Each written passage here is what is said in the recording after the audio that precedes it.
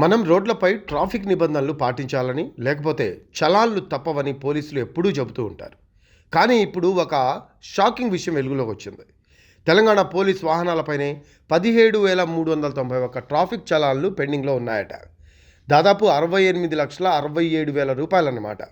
ఈ విషయాన్ని ఒక వ్యక్తి ఆర్టీఐ ద్వారా బయటపెట్టడంతో అందరికీ తెలిసింది. 17,391 చలాన్లంటే మామూలు విషయం కాదు. సామాన్య ప్రజలు చేస్తే వెంటనే చలాన్ వేసి ఫైన్ కట్టాల్సిందే అని ముప్పు తిప్పలు పెడతారు. ఎక్కడైనా దొరికితే ఫైన్ కట్టే వరకు వదలరు.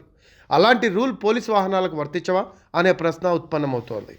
పోలీసులు కనీసం ట్రాఫిక్ నిబంధనలు పాటించాలని ప్రజలు కోరుకుంటున్నారు. ఈ బకాయిలు చూస్తే పోలీసులు ఏ రేంజ్లో ట్రాఫిక్ నిబంధనలు ఉల్లంఘిస్తున్నారో అర్థమవుతోంది. ఇది ప్రజల్లో పోలీసులపై నమ్మకాన్ని దెబ్బతీసే అవకాశం కనిపిస్తోంది.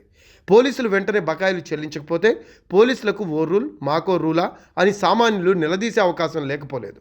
ఇంత నిర్లక్ష్యంగా ఉంటున్నారు అంటే పోలీసు వాహనాల డ్రైవర్లకు ట్రాఫిక్ నిబంధనలపై శిక్షణ ఇవ్వాల్సిన అవసరం ఉంది అంటున్నారు జనం. దీనిపై మీ కామెంట్స్ తెలియజేయండి.